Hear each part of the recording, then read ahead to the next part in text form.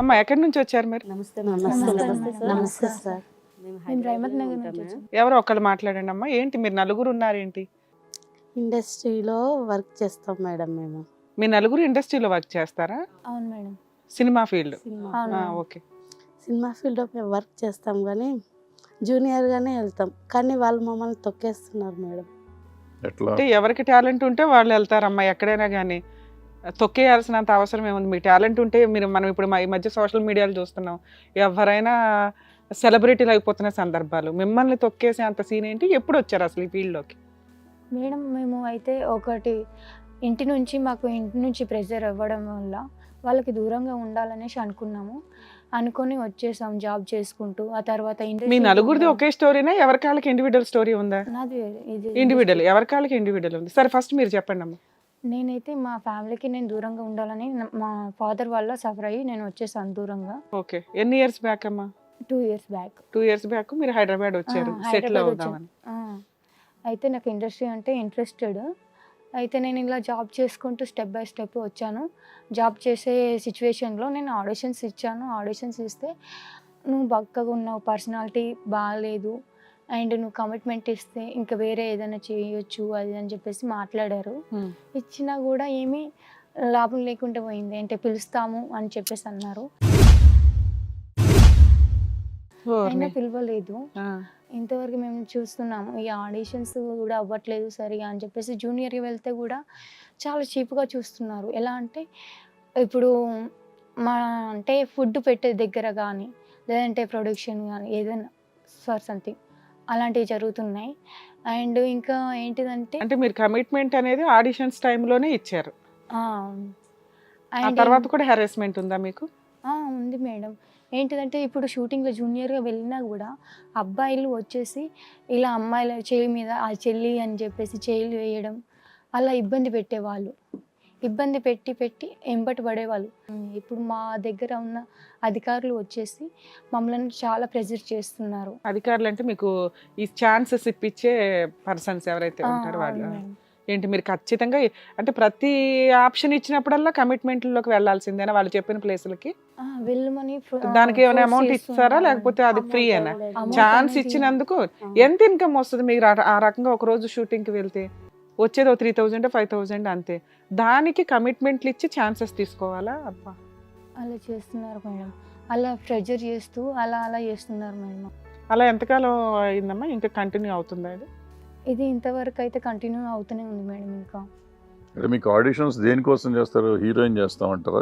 దేనికి ఆడిషన్స్ అంటే మాకు ఒకటి క్యారెక్టర్ అనేది చేయాలని ఉంది. మేము ఏంటిదంటే పేరెంట్స్ నుంచి మేము దూరం అయ్యి వచ్చామంటే దానికి మేము ఏదో ఒక అంటే బిజినెస్. నువ్వు ఏం చూసుకొని నీ దగ్గర ఏం టాలెంట్ ఉందని నువ్వు సినీ ఫీల్డ్లోకో సీరియల్స్లోకి వెళ్ళాలని ఎందుకు అనుకున్నావు? అంటే ఇంట్రెస్టా? అట్లా అంతకుముందు ఎప్పుడైనా యాక్టింగ్ చేశారా లేకపోతే జస్ట్ ఊరికే ఆ ఫీల్డ్లో ఆప్షన్స్ వస్తాయి అనుకుని సడన్గా కోటీశ్వరాలు అయిపోదాం అనుకున్నావా ఏంటి? అదేం లేదు. ఏదైనా చిన్న జాబ్ రిసెప్షనిస్ట్గా అట్లా కూడా చేయొచ్చు. ఎందుకు మీరు ఈ ఫీల్డ్ ఎంచుకున్నారు?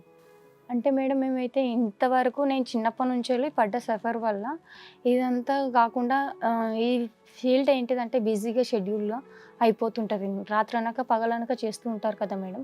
అందుకని ఆ షెడ్యూల్ ఫుడ్ దొరికిద్ది, కాస్త అకామిడేషన్స్ అవుతాయి, ఇన్కమ్ బాగుంటుందని మీరు అనుకున్నారా? అవును మేడం. ఎవరైనా సర్కిల్ ఉన్నారా మీకు ఇది రిఫర్ చేయడానికి?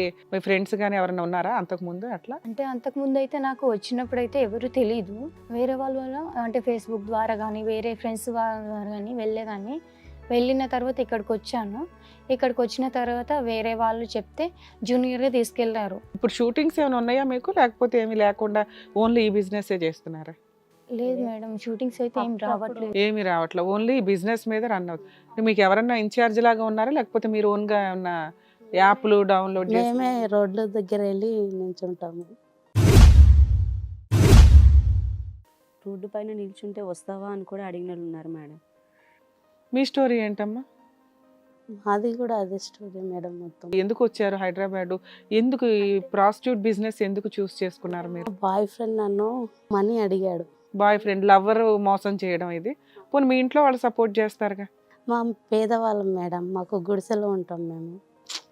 అయితే డబ్బులు నా దగ్గర లేవు. అయితే ఒకరితో ఇలా ఉండాలి అని చెప్పారు.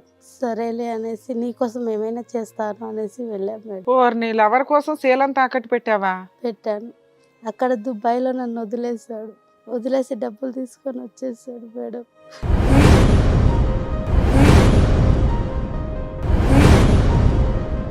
ఎన్ని సంవత్సరాలు అయిందమ్మా ఇది? 5 సంవత్సరాలు అవుతుంది మేడం. సో నువ్వు ఈ ఫీల్డ్లో 5 years నుంచి ఉన్నావు. ఉన్నాను మేడం. ఇక్కడికి వచ్చినా కూడా అదే ప్రాబ్లమ్స్, అదే మొత్తం అవే అడుగుతున్నారు. ఎక్కడికి పోయినా అదే, బయటికి వెళ్ళినా అదే, పోలీస్ స్టేషన్ పోయినా అదే. ఓ కంప్లైంట్ ఇద్దామన్నా ఎస్ఐ అంటాడు ముందు, ఒక్కసారి లోపలికి రా, నీ కంప్లైంట్ ఏంది అని భుజాల మీద చేయలు వేయడం, నలపడం చూస్తుంటేనే మాకు ఏడుపు వస్తుంది మేడం.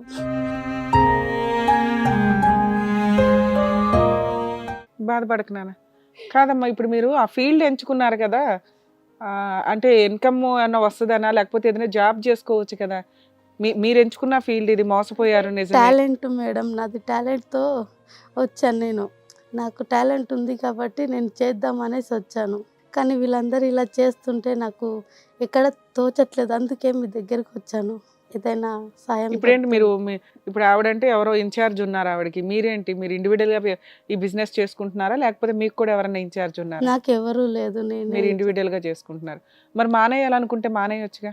మానేయలేము కదా. ఇప్పుడు మానేస్తే ఇప్పుడు ఇంటికి వెళ్తే ఇంటి మమ్మీ వాళ్ళు రానియరు. 5 years నుంచి నేను వెళ్ళలేదు ఇంటికి.